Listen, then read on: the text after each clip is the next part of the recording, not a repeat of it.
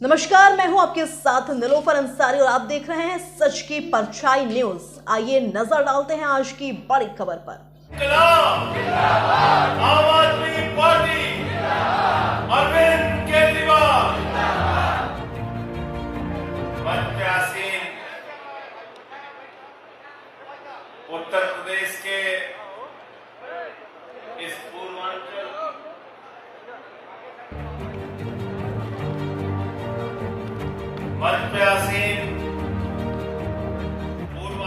प्रांत के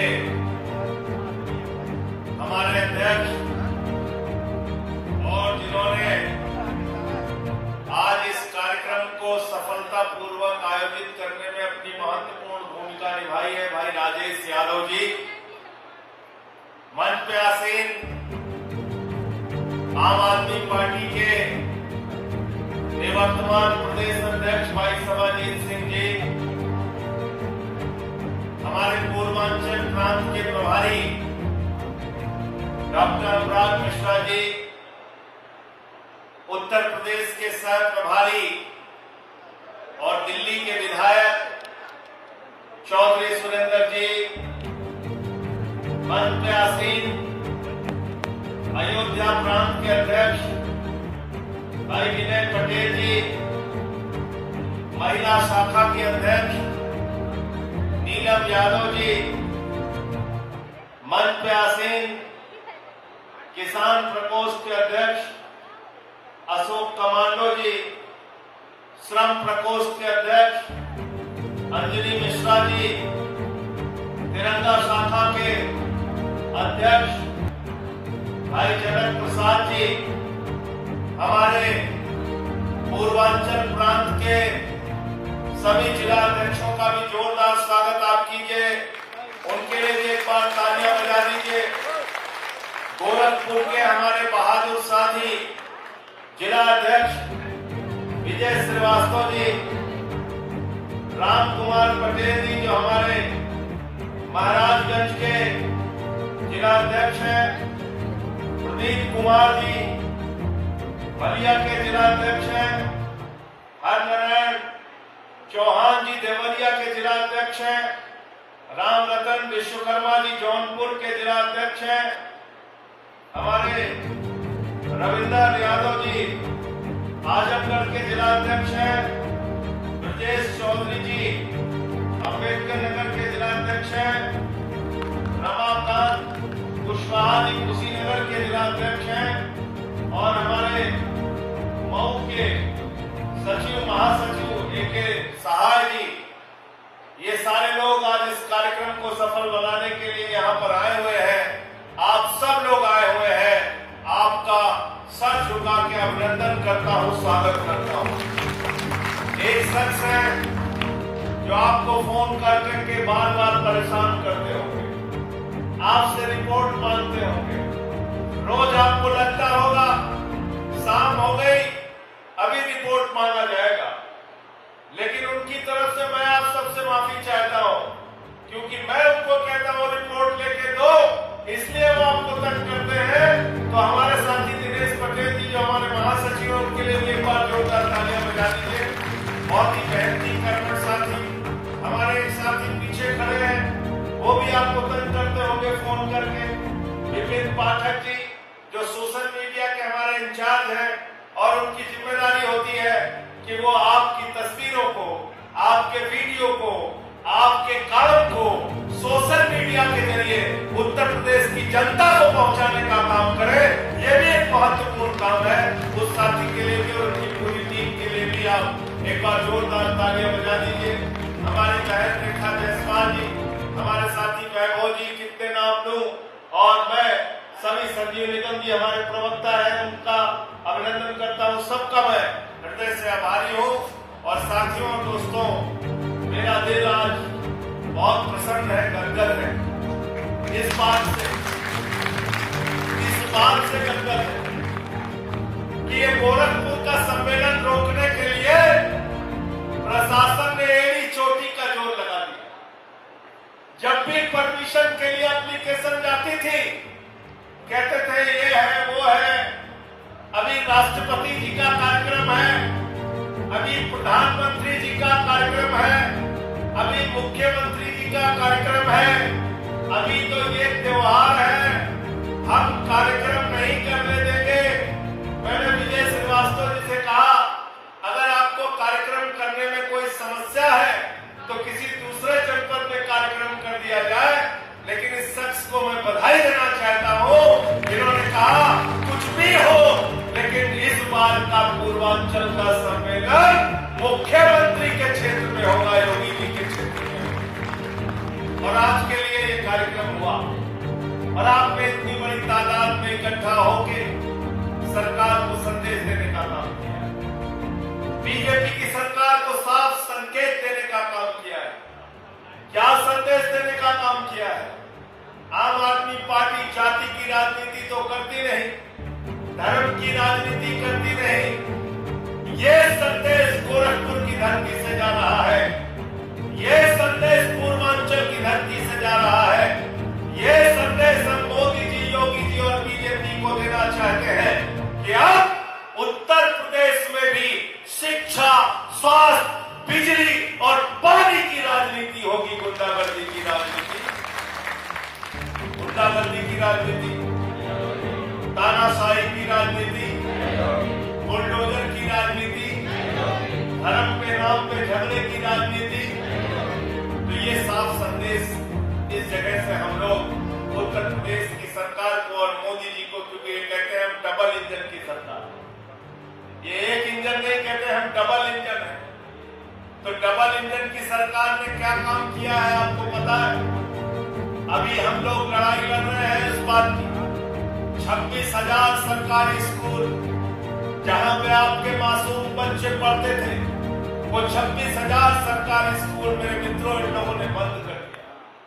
और अभी उत्तर प्रदेश के अंदर 27,000 सरकारी स्कूल फिर से बंद करने जा रहे हैं। 5,000 सरकारी स्कूलों को बंद करने का आदेश योगी आदित्यनाथ जी की सरकार ने दे दिया है। और आम आदमी पार्टी का कार्यकर्ता, वो चाहे हमारे अनुराग मिश्रा हो या विनय पटेल, वो चाहे राजेश यादव हो या इमरान लतीफ, वो चाहे सवाजीत सिंह हो या नीरव यादव, हमारे एक एक कार्यकर्ता हैदर भाई से लेके और सोमेन ढाका से लेके और विवेक जैन से लेके हृदय चौधरी तक सारे प्रांतों के अध्यक्ष, सारे जिला अध्यक्ष, सारे कार्यकर्ता गांव गांव में जा रहे हैं और कह रहे हैं हम स्कूल बंद नहीं होने। हमारा नारा क्या है? क्या नारा दिया हमने? क्या नारा दिया? क्यों नारा दिया? क्योंकि मधुशाला खुल रही है। कितनी मधुशाला खुल रही है? 27,308। कितनी दुकान खुल रही है उत्तर प्रदेश में?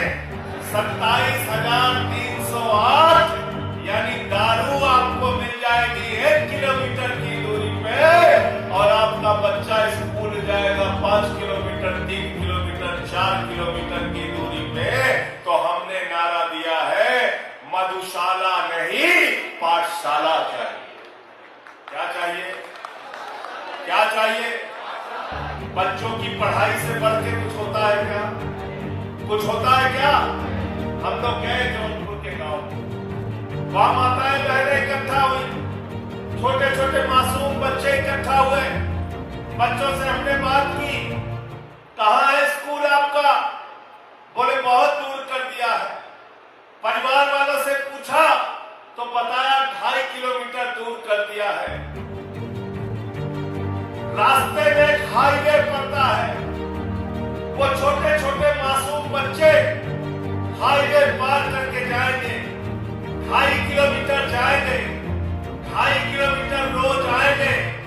मैं इस मंच से पूछना चाहता हूं बीजेपी के सांसदों से, बीजेपी के मंत्रियों से, बीजेपी के विधायकों से, बीजेपी के नेताओं से, तुम्हारे पूंजीपति दोस्तों से, तुम्हारे आईएएस अधिकारियों से और हाई कोर्ट के जज साहब से बताओ जरा, क्या तुम्हारा बच्चा इस भीषण गर्मी में 5 किलोमीटर रोज चल सकता है? अरे एक दिन स्कूल भेज के देखो, उसको बुखार आ जाएगा, वो अस्पताल में भर्ती हो जाएगा, वो अस्पताल में भर्ती हो जाएगा।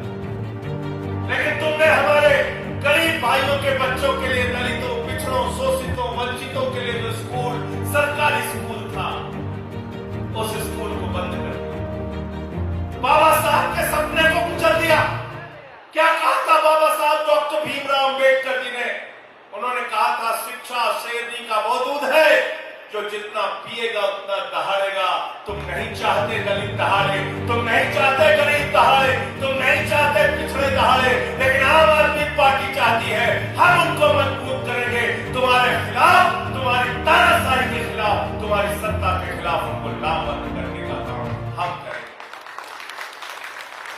करना है नहीं करना, बताओ, करना है नहीं करना है? जाके देखना उनको। आप जा भी रहे हो, उनके पैरों में चप्पल नहीं है, साथी, तन पे कपड़ा नहीं है, बनियान पहने रहते हैं छोटे छोटे बच्चे। मैं उस दिन लखनऊ में यात्रा कर रहा था, तो हमारे साथ एक मां अपने बच्चे को लेके चल रही थी। उसको तकलीफ हो रही थी। मैंने उस बच्चे को अपने हाथ में लिया, लेकिन जब मैंने उसको अपने हाथ में लिया तो ये मैं महसूस कर रहा था कि अगर आज इस मां की जगह मेरा बच्चा होता और मुझे 2.5 किलोमीटर जंगल पार करके बंदरों के बीच में अपने बच्चे को भेजना पड़ता, तो मैं मुख्यमंत्री हो चाहे अधिकारी हो, उनके चेहरे पे कालिख लगा देता, लेकिन कभी भी स्कूल बंद नहीं होंगे।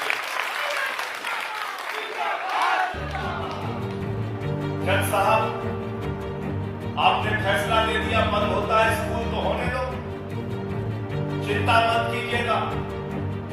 मैं अनुरोध करना चाहता हूं हाई कोर्ट के जज साहब से, जाइए गांव में और उनकी तकलीफ को देखिए। जिनके स्कूल बंद किए गए हैं, आपसे क्या कहा जाता है? कहते हैं स्कूल में संख्या कम हो गई, इसलिए हम स्कूल बंद कर रहे हैं। क्या कहते हैं? क्या कहते हैं?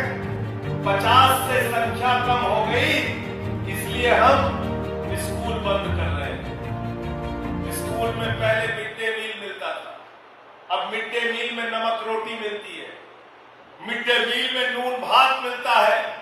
बताओ कौन भेजेगा अपने बच्चों को? आप भीषण गर्मी में, अभी बलिया की खबर चली थी, 30 साल से एक सरकारी स्कूल में बिजली नहीं, बिजली का कनेक्शन नहीं है। इस भीषण गर्मी में बिना पंखे के, बिना कूलर के कैसे बच्चा पढ़ने जाएगा सरकारी स्कूल में? बताओ। मिड डे मील में तुम नमक रोटी देते हो, बताओ कैसे सरकारी स्कूल में पढ़ने जाएगा? एक गरीब आदमी, एक दलित का बच्चा, एक मजदूर का बच्चा जो इस चाहत में सरकारी स्कूल में जाता है कि वो मिड डे मील पाएगा और दिन भर पढ़ के वापस लौटेगा, आपने उसकी मिड डे मील छीन ली। आपने उसकी मिड डे मील छीन ली। हमसे जौनपुर में एक महिला कह रही थी, हमारे पति मजदूरी करते हैं। दूसरी महिला ने बताया, हमारे पति अब इस दुनिया में नहीं है। आप मुझे बताइए, योगी आदित्यनाथ जी से मैं पूछना चाहता हूँ, प्रधानमंत्री नरेंद्र मोदी जी से मैं पूछना चाहता हूँ, मोदी जी जरा हमको आप बताइए, ऐसे स्कूलों के बंद करने पर, ऐसे स्कूलों पे ताला लगाने पर क्या आपकी आत्मा आपको धिक्कारती नहीं? क्या आप रात में चैन से सो पाते हैं? आप इन गरीबों के साथ जो अन्याय कर रहे हैं, इनकी आह मत लो। गरीब की आह ने बड़ी बड़ी सत्ता को जमीन के अंदर खोद के गाड़ने का काम, गरीब की आह ने बड़ी बड़ी सत्ता को जमीन में खोद के गाड़ने का काम किया है। और यह आम आदमी पार्टी का जो जन्म हुआ है, यह आम आदमी पार्टी का जन्म हुआ है शिक्षा देने के लिए, यह आम आदमी पार्टी का जन्म हुआ है स्वास्थ्य देने के लिए, यह आम आदमी पार्टी का जन्म हुआ है फ्री बिजली देने के लिए, यह आम आदमी पार्टी का जन्म हुआ है फ्री पानी देने के लिए, अच्छी सड़कें देने के लिए, आपको पेंशन देने के लिए, आपको सुविधाएं देने के लिए, आपको रोजगार देने के लिए। तो धर्म के नाम पे झगड़ा करना है तो भारतीय झगड़ा पार्टी में जाओ, और शिक्षा स्वास्थ्य की बात करनी है, स्कूल अस्पताल की बात करनी है तो आम आदमी पार्टी। गलत तो नहीं कह रहा हूं। आम आदमी पार्टी के कार्यकर्ता को न शर्माने की जरूरत है, न सर झुकाने की जरूरत है। जब भी जाना, सीना तान के लोगों के सामने कहना, हमने दिल्ली में 10 साल काम किया, हमने पंजाब में 10 साल काम किया, हमको काम के नाम पर वोट चाहिए, स्कूल अस्पताल चाहिए तो आम आदमी पार्टी के साथ आइए, फ्री बिजली चाहिए तो आम आदमी पार्टी के साथ आइए, धर्म के नाम पे झगड़ा चाहिए तो भारतीय जनता पार्टी के साथ। गलत तो नहीं कह रहा हूं, मैंने तो भाजपाइयों का नाम भी रखा है भारतीय झगड़ा। जोर से बोलिए, क्या नाम है इनका? हिंदू को मुसलमान से लड़ाओ, हिंदू को सिख से लड़ाओ, हिंदू को ईसाई से लड़ाओ, हिंदू को बौद्ध से लड़ाओ, हिंदू को हिंदू से लड़ाओ, जाट को गैर जाट से लड़ाओ, मराठा को गैर मराठा से लड़ाओ, दलित को सवर्ण से लड़ाओ, अगले को पिछड़े से लड़ाओ, तो भारतीय जनता पार्टी जहां जहां रहेगी वहां क्या होगा? सिर्फ और सिर्फ क्या होगा? क्या होगा? विजय उपाध्याय भी आ रहे दिल्ली से, अब यही रहना, अब जाना नहीं है। प्रवीण भाई हमारे जिले के प्रभारी हैं गोरखपुर के, इनके लिए भी जोरदार तालियां बजा दीजिए आप। हर चीज पे झगड़ा कराते हैं। अब त्योहार आता है तो डर लगने लगता है, होली आता है तो झगड़ा, दिवाली आता है तो झगड़ा, ईद आती है तो झगड़ा, बकरीद आती है तो झगड़ा, मुहर्रम आता है तो झगड़ा, महादेव भोले शंकर, अरे प्रभु शंकर के नाम पर कांवड़ यात्रा आती है तो झगड़ा होता नहीं होता? होता है ना। अभी एक का ढाबा तोड़ के फेंक दिया। मैं देख रहा था जिस आदमी का ढाबा तोड़ा उसकी पत्नी उन्होंने बिलख रही, कहते हमारा ढाबा तोड़ दिया, हम तो दिन रात मेहनत करते बड़े मुश्किल से ढाबा खड़ा किया, इसको तोड़ दिया। फिर देखा एक स्कॉर्पियो तोड़ दिया, एक स्कॉर्पियो तोड़ दिया। आज देखा एक ड्राइवर को मार रहे थे, बस वाले ड्राइवर को मार रहे थे। भैया कहां प्रभु शंकर ने आपको ये सिखाया है? अरे भगवान भोले शंकर, उनका मन तो बहुत विराट था, उनको तो हम कहते हैं बाबा भोले शंकर। बाबा भोले शंकर के नाम पर लोगों की मदद हो सकती है, लोगों की पीड़ा को दूर करने का काम किया जा सकता है। बाबा शंकर के नाम पे झगड़े, लड़ाई और फसाद नहीं किए जा सकते। लेकिन भारतीय झगड़ा पार्टी को करना यही है, उनको स्कूल अस्पताल से मतलब ही नहीं है। कहते हैं हिंदू खतरे में है, हिंदू खतरे में है। कितनी आबादी है भाई हिंदू? 100 करोड़ तो होगी, 144 करोड़ में 100 करोड़ तो होगी, 120 करोड़, 110 करोड़ होगी कम से कम हिंदू। हिंदू 110 करोड़, प्रधानमंत्री हिंदू, गृह मंत्री हिंदू, रक्षा मंत्री हिंदू, वित्त मंत्री हिंदू, उत्तर प्रदेश का मुख्यमंत्री हिंदू, बिहार का मुख्यमंत्री हिंदू, दिल्ली का मुख्यमंत्री हिंदू, हरियाणा का मुख्यमंत्री हिंदू, महाराष्ट्र का मुख्यमंत्री हिंदू, 23 राज्यों में हिंदू मुख्यमंत्री, प्रधानमंत्री से लेके रक्षा मंत्री, गृह मंत्री तक सब हिंदू। उसके बावजूद अगर हिंदू खतरे में है तो इस्तीफा दो, राजनीति छोड़ो, अपने अपने घर।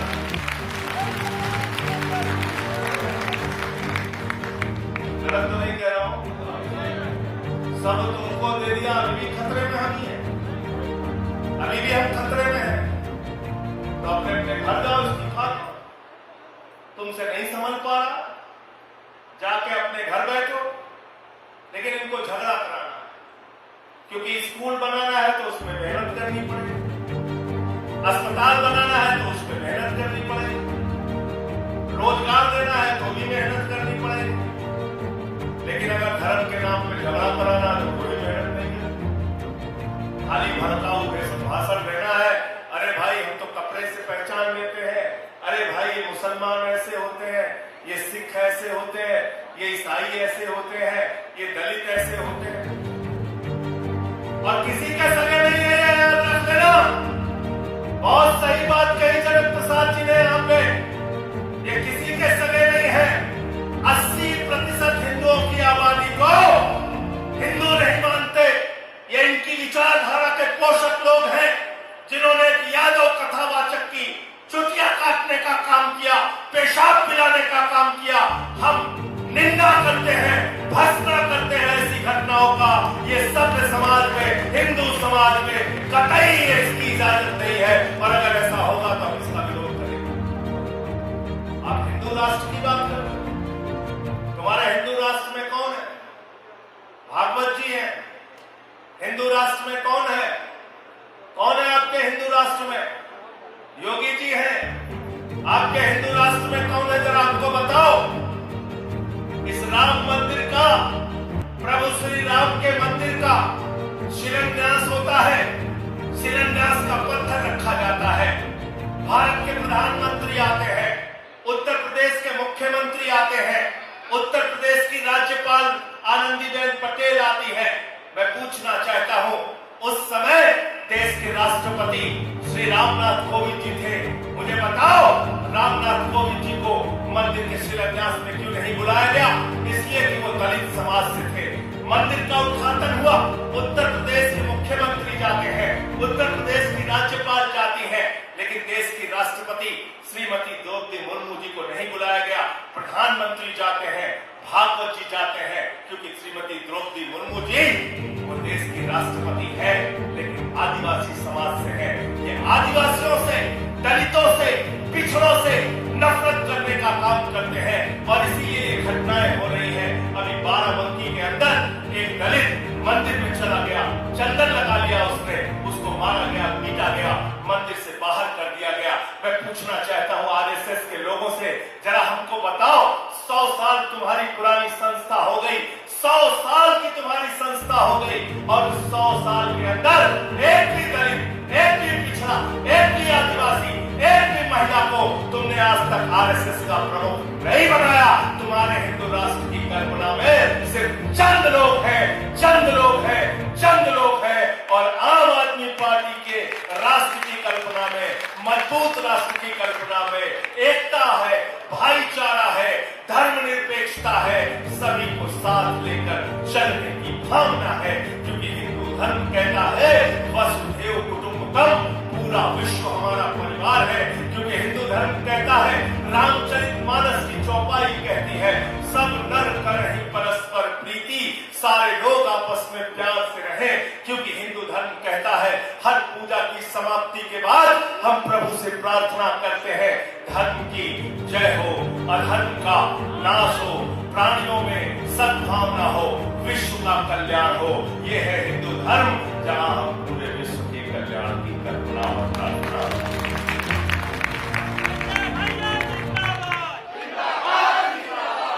भाजपा ये क्या कहते हैं? भाजपा ये कहते हैं प्राणियों में दुर्भावना, प्राणियों में दुर्भावना। दुर्भावना से देश आगे जा पाएगा क्या? जाएगा क्या? जाएगा क्या दुर्भावना से? दुर्भावना से देश आगे जाएगा? पाकिस्तान में देखो, कट्टरपंथ को फैलाया, बर्बाद हो गया। तालिबान ने कट्टरपंथ को फैलाया, बर्बाद हो गया। सीरिया ने कट्टरपंथ को फैलाया, बर्बाद हो गया। दुनिया के जिन मुल्कों में कट्टरपंथ की विचारधारा फैलेगी, वो मुल्क कभी तरक्की नहीं कर सकता। याद रखना, भारत की धर्मनिरपेक्षता भारत की सबसे बड़ी शक्ति है। विविधता में एकता भारत की विशेषता है, और इस विशेषता के साथ हिंदुस्तान को आगे बढ़ाने का काम आम आदमी पार्टी और हम सारे कार्यकर्ता मिलकर करेंगे।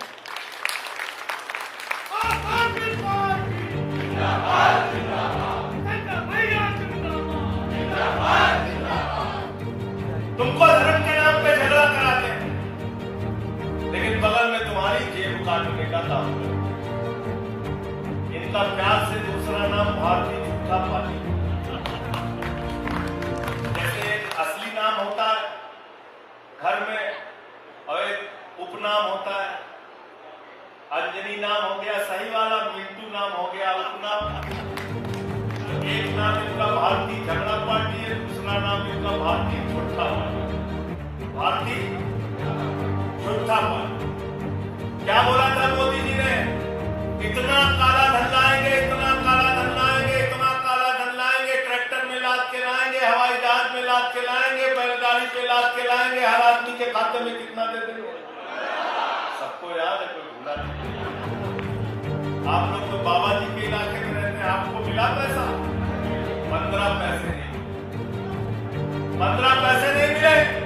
अभी खबर पढ़ी हमने, क्या लिखा था इमरान भाई खबर में?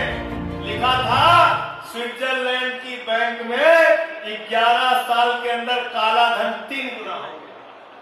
पाठक जी कहां गए? पाठक जी, पाठक जी कहां गए?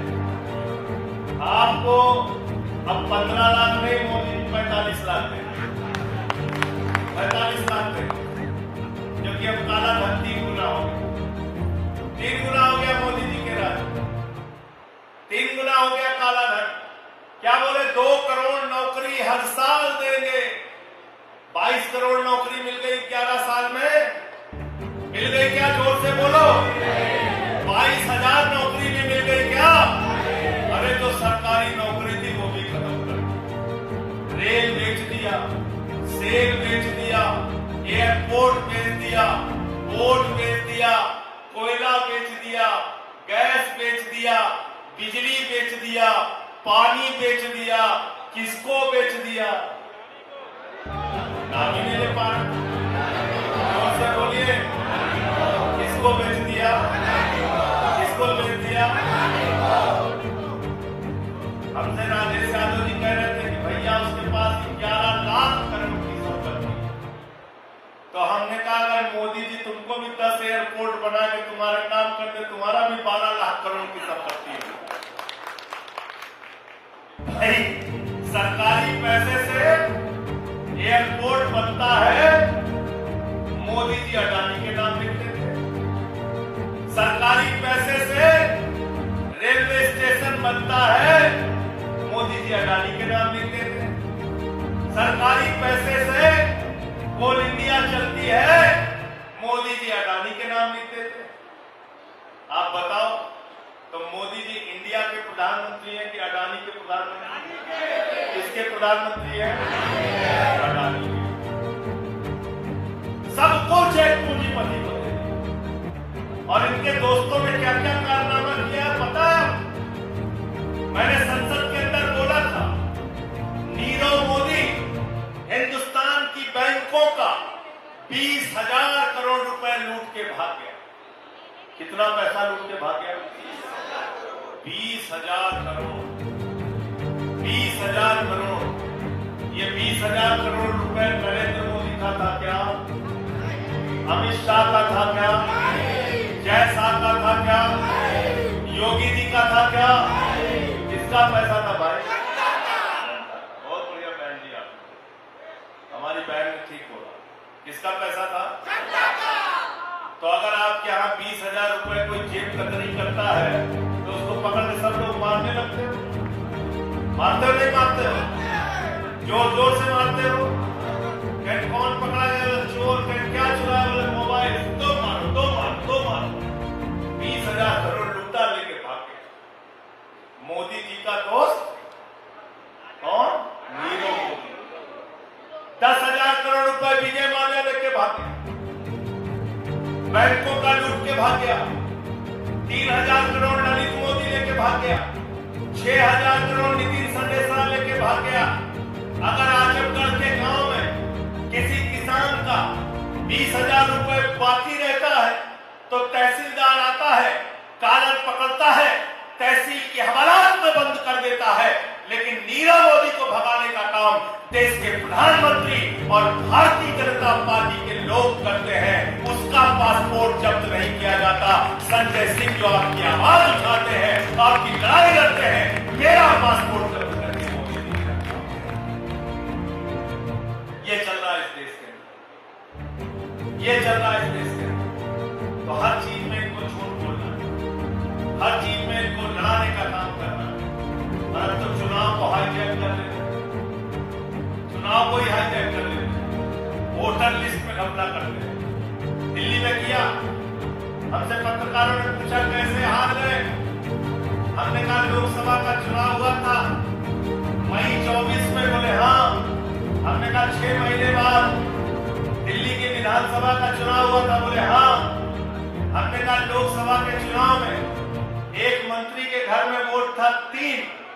6 महीने के बाद विधानसभा के चुनाव में मंत्री जी के घर पे वोट था 33, एक घर में चुनाव में लोकसभा में वोट था 2, फिर विधानसभा के चुनाव में वोट था 26, एक घर में वोट था 5, विधानसभा के चुनाव में वोट था 15, एक घर में, मैं मंत्रियों के घर बता रहा हूं, किसी और का नहीं, एक घर में वोट था 2 लोकसभा के चुनाव में, और 6 महीने बाद विधानसभा के चुनाव में वोट हो गया 22। तो राजेश भाई बात पूरी नहीं कर पाए, ये आरोप लगाते हैं भाजपा की मुसलमान आबादी बढ़ा रहे हैं। भारतीय जनता पार्टी के लोग 6 महीने में 33 बच्चे बड़े बड़े पैदा कर दिए थे, वोटर बने, बड़े बच्चे पैदा ऐसे कलाकार लोग ऐसे करके अभियान आए हैं। अब क्या क्या बांटा, चादर बांटा,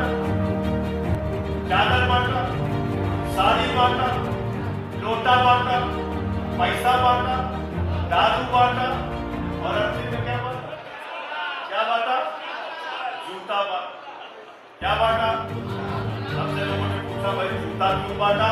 हमने कहा इनका कर्म इतना खराब है, 4 महीने के अंदर जनता इनको खुद ही जूते लेके दौड़ाएगी, इसलिए जूता बांट दिया गया। ऐसा काम किया है।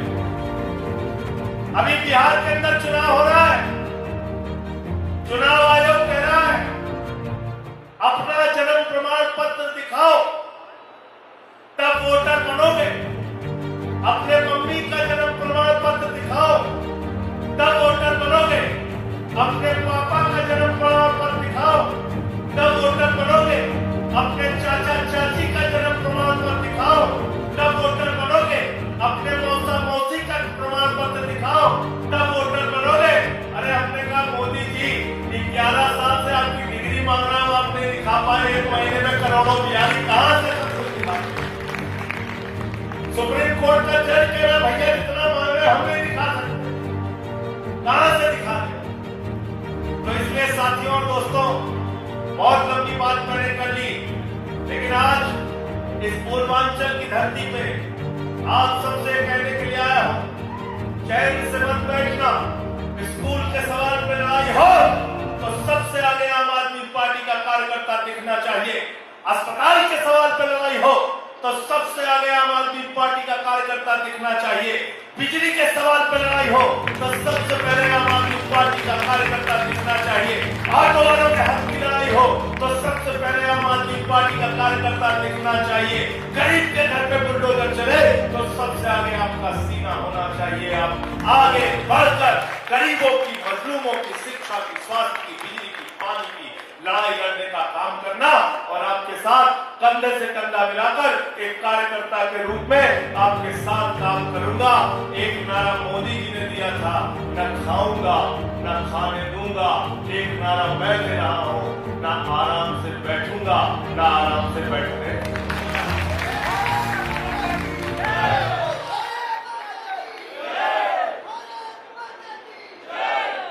और अंत में ये कहते हुए कि मुसलसल दुश्मने जान की निगहबानी में रहता है, मुसलसल दुश्मने जान की निगहबानी में रहना है, जहां घड़ियाल रहते हैं उसी पानी में रहना है, जहां घड़ियाल रहते हैं उसी पानी में रहना है।